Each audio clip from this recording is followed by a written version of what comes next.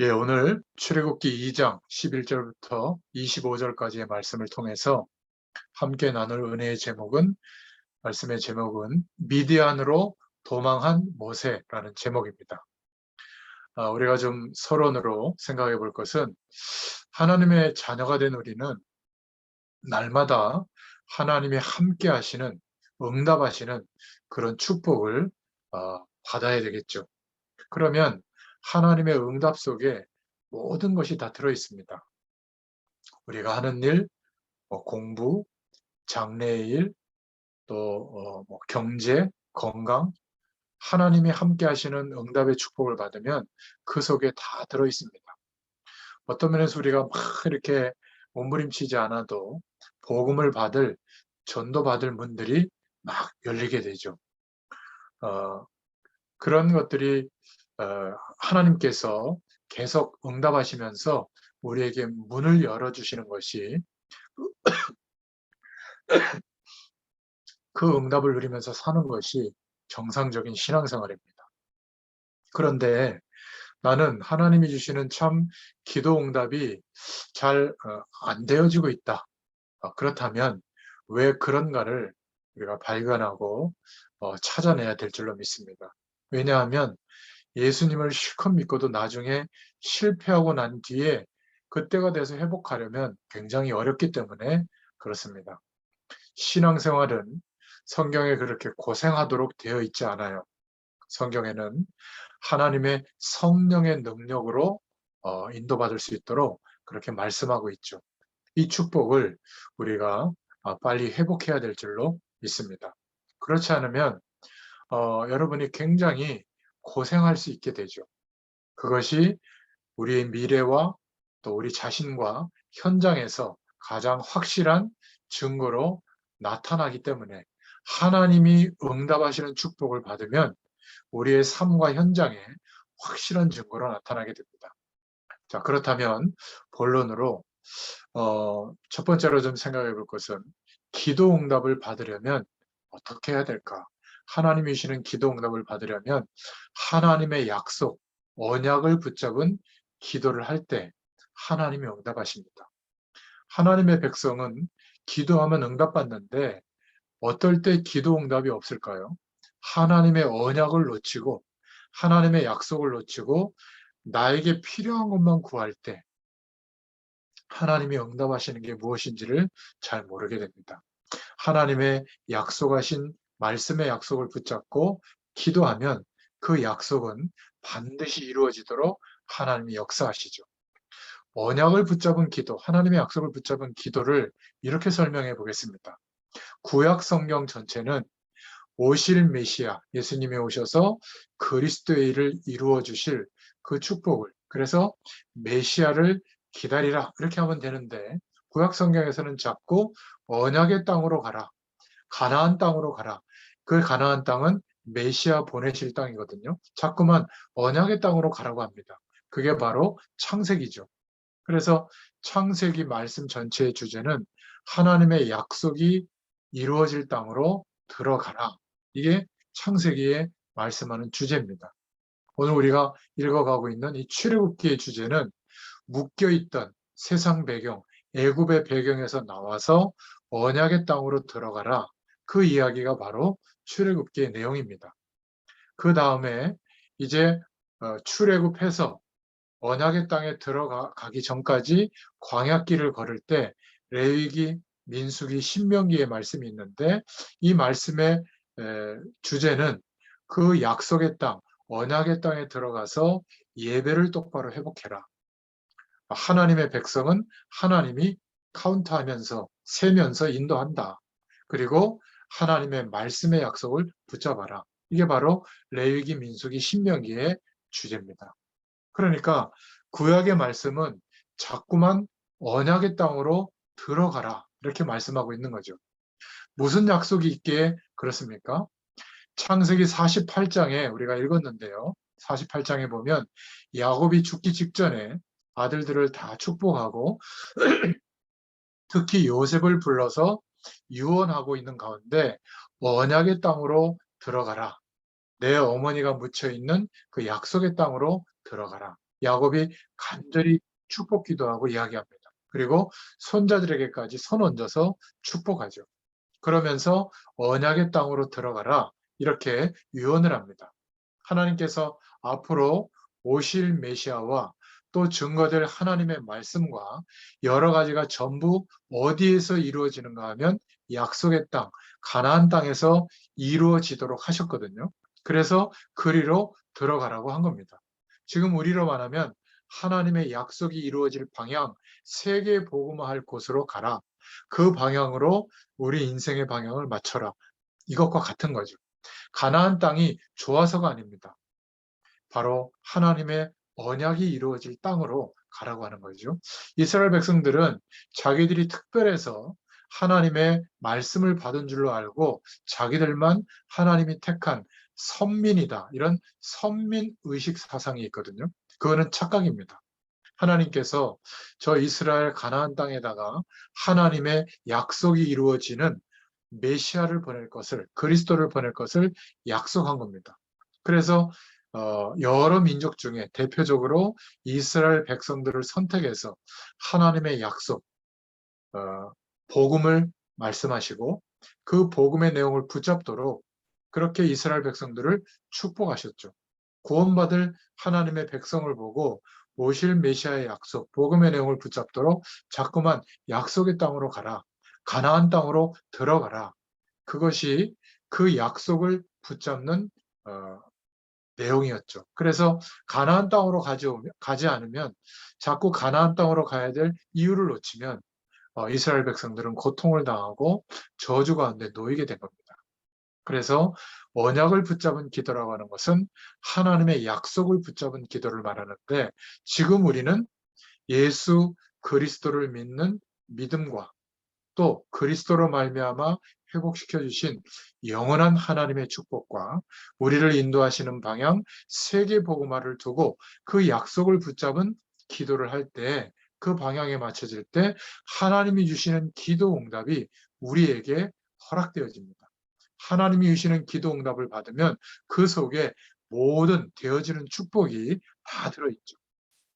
그래서 그 두 번째로 그렇다면 언약의 내용이 뭔가? 바로 구원의 언약입니다.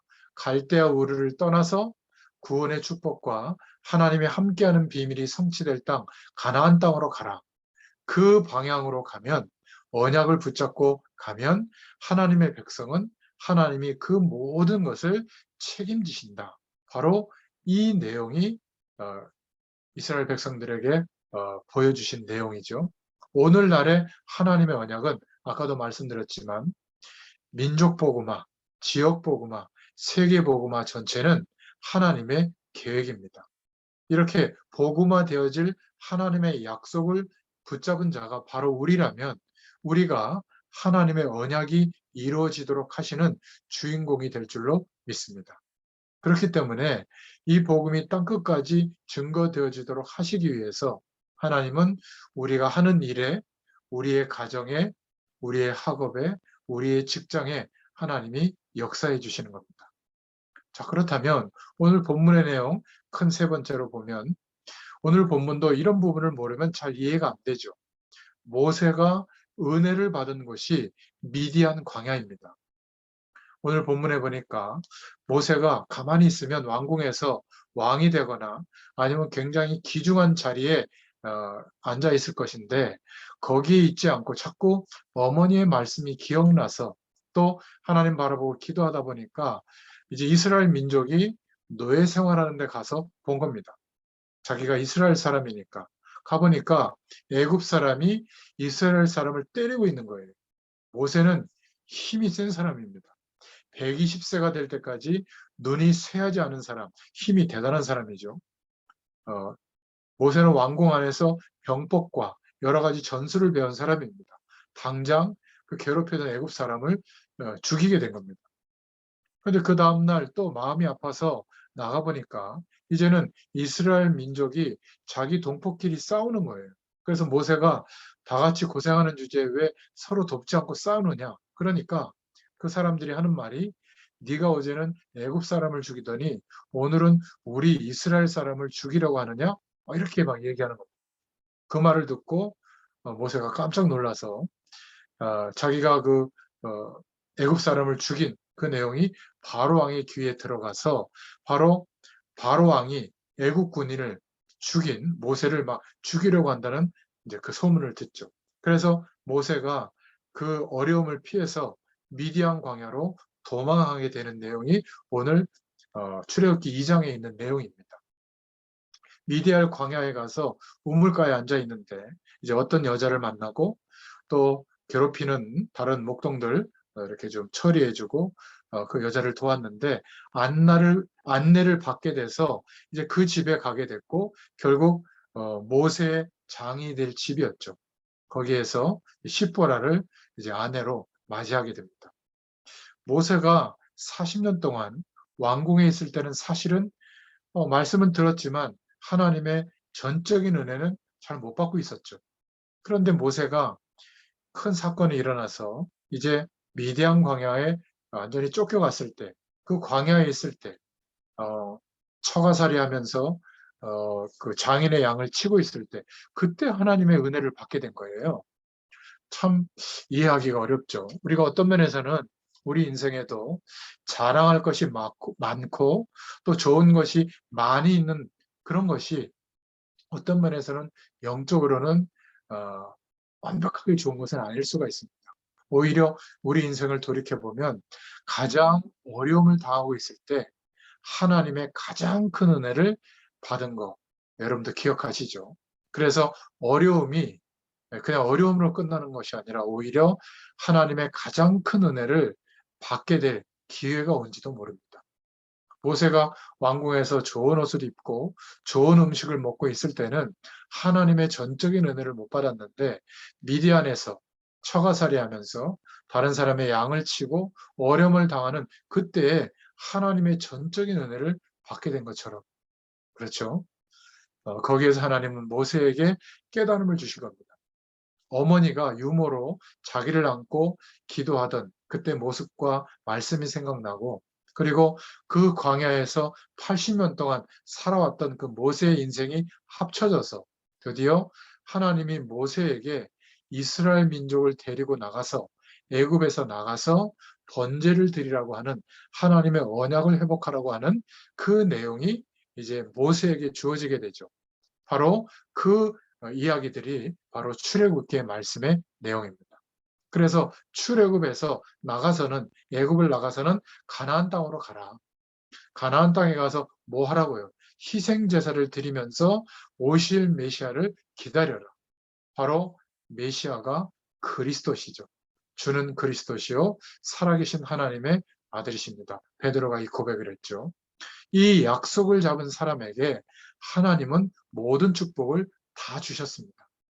저와 여러분이 오늘 이 하나님의 말씀과 하나님의 축복을 알게 되기를 예수님의 이름으로 축원드립니다.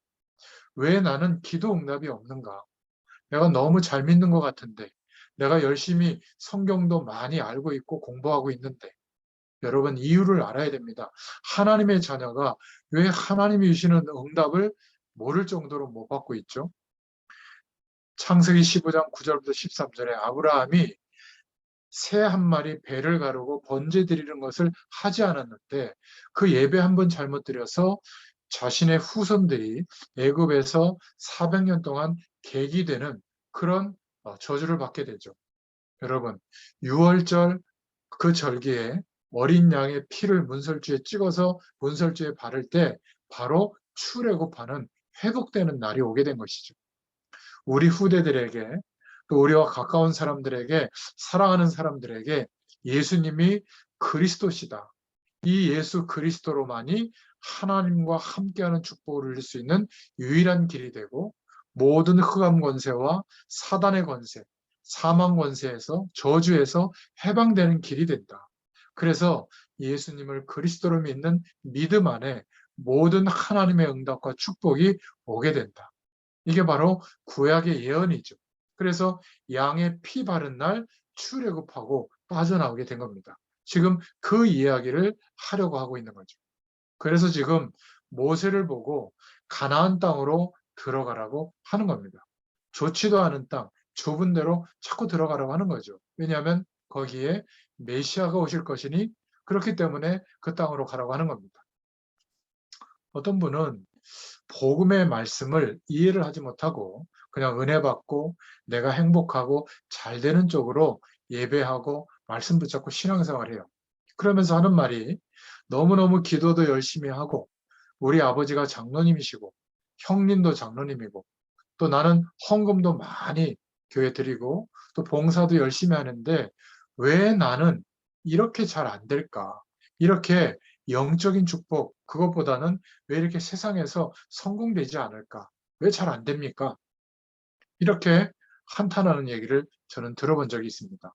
여러분, 그리스도의 비밀이 없는 사람은 궁극적으로는 사단을 이길 길이 없는 겁니다. 그리스도의 비밀이 없는 자는 세상의 저주의 파도를 이길 길이 없는 것이죠. 잘 나가다가 어느 날 넘어지게 되고 절대로 돌이킬 수 없는 인생의 결과가 오게 되는 겁니다. 여러분, 복음의 말씀이 예수 그리스도가 왜 필요한지, 왜 예수 그리스도를 믿게 하셨는지 알게 되기를 예수님의 이름으로 축원드립니다. 그러니까 빨리 이 답을 얻어야 되죠. 어떤 사람은 50년 정도 신앙생활을 해놓고 망해버리는 사람도 있습니다. 이거는 이중죄죠. 자기만 망하는 게 아니고 하나님을 믿지 않는 사람이 볼 때도 예수 저렇게 철저하게 믿으면 저렇게 망해버리는구나. 그거를 증거하는 삶이 아니겠어요? 예수 믿으면 평생 저렇게 살다가 망하는구나. 그런 거를 선전하는 거겠죠. 그거는 보통 죄가 아닙니다.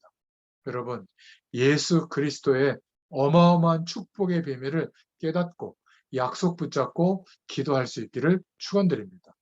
오늘 저와 여러분이 이 언약을 붙잡아야 됩니다. 바로 첫 번째 언약이 이스라엘 민족을 출애굽하는 불러내는 것이 첫 번째 언약이고 이제 출애굽하고 나서는 가나안 땅으로 가라는 겁니다. 거기에서 그리스도를 기다리라고 하는 것이 두 번째 언약이죠. 왜 그렇게 하셨죠? 세 번째 언약은 세계 복음화 돼야 되기 때문에. 여러분, 이것을 붙잡아야 됩니다. 이 말은 전도를 열심히 하라는 말이 아니라 방향을 바로 잡아야 된다. 그 말입니다. 하나님의 언약이 무엇을 향해 있는가? 어떤 분들은 성경을 너무 이상하게 열심히 보거든요. 그리스도만 딱 빼놓고. 그래가지고는 올바른 성경을 본 게 아닙니다. 성경은 성경의 모든 말씀을 통해서 하나님의 유일한 약속인 예수 그리스도의 축복을 발견하라라고 우리에게 주신 아주 기준이 되는 말씀이죠.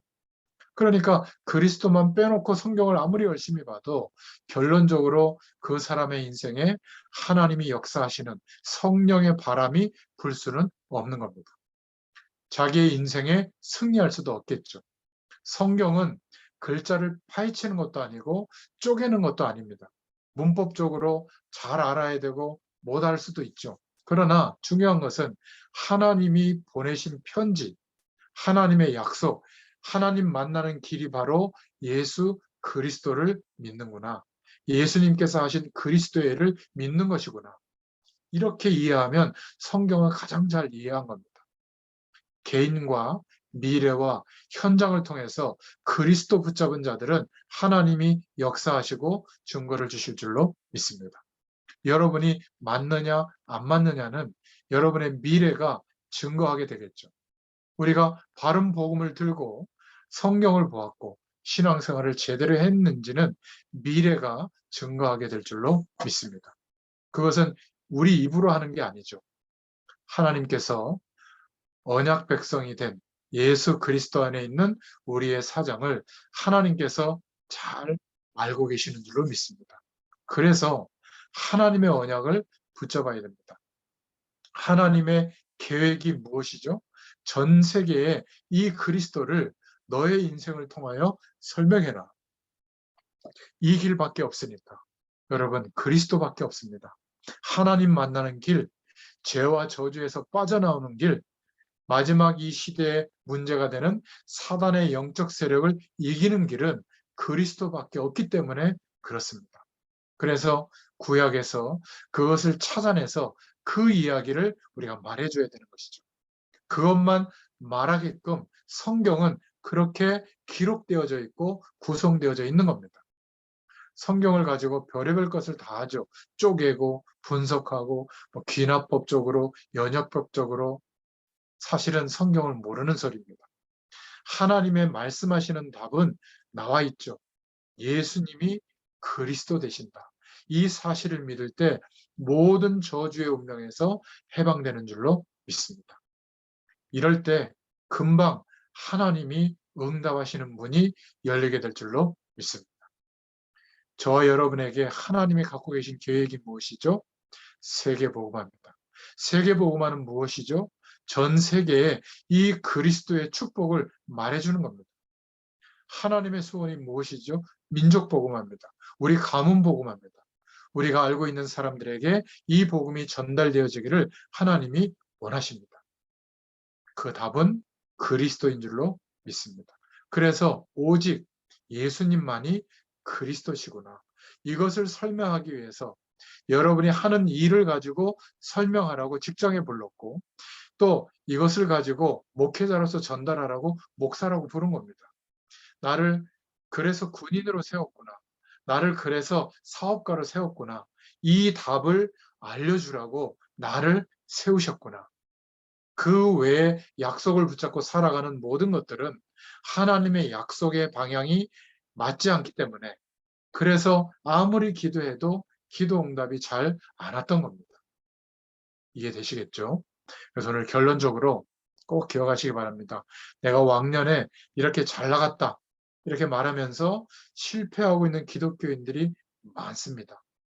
하나님의 언약, 세계복음화와 그리스도의 축복을 절대 놓치지 마시기를 바랍니다. 세계복음화는 하나님의 뜻입니다. 전도해라. 나가서 전도회 들고 막 설치면서 해라. 그런 말이 아닙니다. 하나님하고 나의 인생의 방향이 맞아야 된다. 그 말이에요. 오늘을 내가 살아가는 이유가 하나님과 방향이 맞아야 된다. 그 사람이 기도하면 하나님은 하나님이 허락하시는 응답의 큰 문이 열려지도록 역사해 주실 줄로 믿습니다. 하나님의 목적과 맞지 않는 삶, 그 자체가 저주죠. 세계복음화, 민족복음화는 틀림없는 하나님의 계획이요 목적입니다. 여기에 우리의 삶의 방향과 인생의 목적을 맞출 때 날마다 하나님이 주시는 기도 응답 속에서 모든 은혜를 체험하게 될 줄로 믿습니다. 이 축복이 누려지는 또 한 주간이 되시기를 예수님의 이름으로 축원드립니다. 기도합니다. 하나님 참 감사합니다. 예수 그리스도를 믿는 믿음과 땅 끝까지 이 복음이 증거되어지도록 우리 인생의 계획을 두고 인도하고 계시는 하나님의 방향과 우리 인생이 연결되어지고 만나지도록 주님께서 우리 자신들에게 은혜를 베풀어 주시기를 소원합니다. 미디안으로 도망갔지만, 어려운 환경 속에 있었지만 오히려 그때에 전적으로 하나님의 은혜를 회복할 수 있었던 것처럼 어떤 면에서 우리의 어려움이, 우리의 문제가, 우리의 갈등이 하나님 앞에서 은혜 받을 기회가 정말 오게 된 줄로 믿습니다. 이 영원한 은혜가 회복되어지는 귀한 한 주간으로 역사하여 주옵소서. 예수님의 이름으로 감사하며 기도드렸습니다. 아멘. 감사합니다. 감사합니다. 수고하셨습니다.